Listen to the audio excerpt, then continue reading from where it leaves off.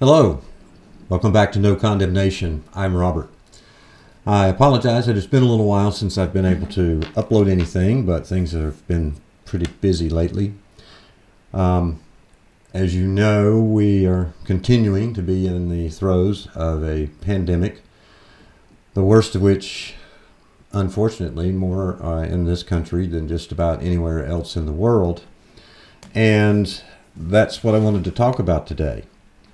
In May and June, things were looking better. The numbers were coming down. The number of cases that were being hospitalized were going down. The hospital I work at was seeing a great reduction in numbers.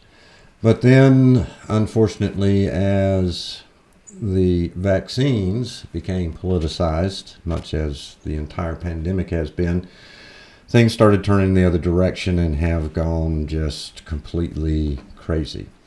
We are getting back to numbers that we haven't seen in months and months, and that is causing a strain on our healthcare system. Certainly at the hospital I work at, it's made our work a lot different, a lot more difficult. But as a pastor also, and as a Christian, I just have struggled with how this could be happening. Now, of course, it's easy to see in this country, we hold this idea of individual freedom at the highest of regards. It's the thing that seems to be, if there was a national religion, that would be it. People think that they should be able to do whatever they want to. And that's all well and good. If you live on a mountain or an island all by yourself, more power to you. But unfortunately, that's not the case. Instead, what we see is that, or what we must understand is that we don't live alone. We are not islands. Everything we do, every decision we make affects others. And certainly in the middle of a pandemic, this seems to be a more critical problem than any. And it's not a political opinion. I think it's a faith issue. As a Christian, I keep in my mind, as we try to understand the will of God and our doctrine and our theologies, the two things that always strike me is the time that Christ was asked, what's the most important commandment? Of course, there were 10 to choose from, but what he went to is saying, look, it's not a matter of which one is more important or what's the hierarchy of good versus bad. Instead, it's A, love the Lord your God with all your heart, all your mind, all your soul. And then the second one, he said, is much like the first. Love your neighbor as yourself. And I think we've lost that in the church, and that's probably the most disturbing part about it. Much of the political talk about the pandemic, about vaccines, all came down to religious liberty. But it was just disheartening to me that so many people were so more focused on themselves and the choices they get to make that they even ignored their brothers and sisters in the church. That's really a shame. That's something that I think we definitely need to address within the Christian community. We have to understand that there are limits to everything. There are limits to my own personal liberties. There are limits to how I choose to worship, how I choose to follow what I think is God's call on my life. It's fine and dandy as long as it only affects me, but everything I do affects someone else. It affects my wife. It affects our daughter. It affects our friends. It affects the churches we attend or pastor. We have to understand that it's not just about us. Where in the world did we lose that concept of others? I hope and pray that if you are debating about whether or not to get the vaccine. If you have medical concerns, I have a colleague who has medical concerns, and I've expressed to that person many times, if anybody deserves not to take a vaccine because of the potential side effects, it's her. And so that's fine.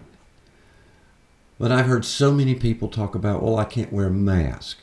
There is no reason I can think of, no medical reason I can think of to not wear a mask. It will not make breathing harder. It will not reduce the amount of oxygen in your blood.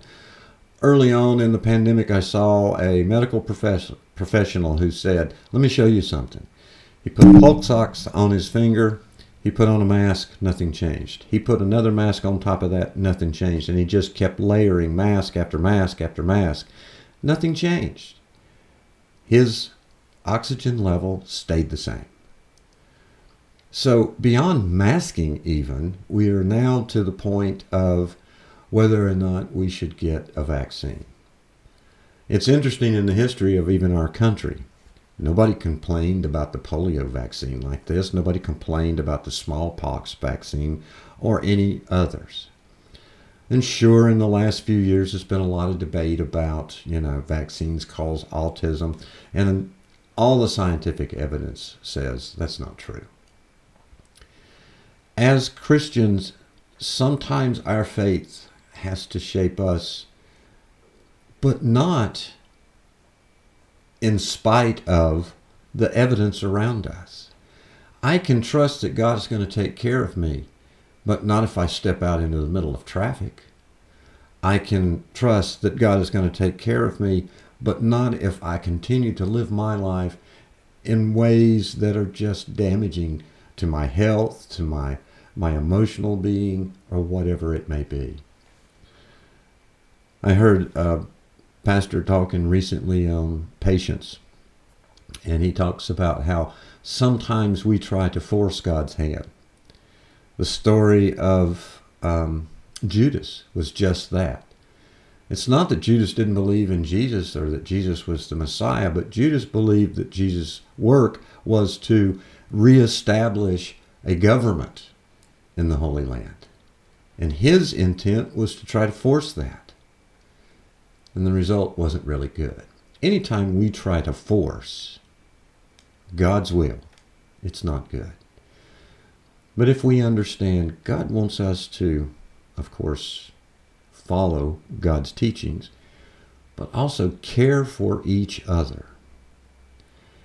That caring, when I took the vaccine, it was as much or more about keeping others safe. I had an excuse if I wanted to. I'd had COVID. So therefore, I had a built-up natural immunity. But I still took it. I took it because it was important. Not just for myself, but for the community I live in. Not just the church community, but my neighbors, my co-workers. That's what I think the Christian message is about, is being light, sharing God's love. And one way we do that is by caring for others, not just being so self-absorbed that we ignore how our actions harm other people. If you're debating, I would say this. Does the vaccine fall under the idea of love your neighbor as yourself? And so therefore you want to protect them? I think it does. And I hope it will for you too. If you have concerns or if you have doubts, don't listen to the stuff online. Don't listen to the politicians who are trying to just gain attention. Talk to your health professional. Talk to someone you trust, someone that you know is going to be straight with you. If you have questions and you want to leave them in the comments, that's fine too. I'll do my best to try to find a good answer for you if I can. Or perhaps we just need to have the conversation. That's what this whole channel is all about. So, I encourage you, seriously, if you have not yet, consider getting that vaccine. The sooner we do that, or the more of us do it, the sooner we can get back to a normal, whatever normal might be. If you have questions, leave them in the comments. If you have other thoughts, leave them in the comments. Be more than happy to continue that discussion with you. But in the meantime, I hope that God continues to shine upon you and bless you.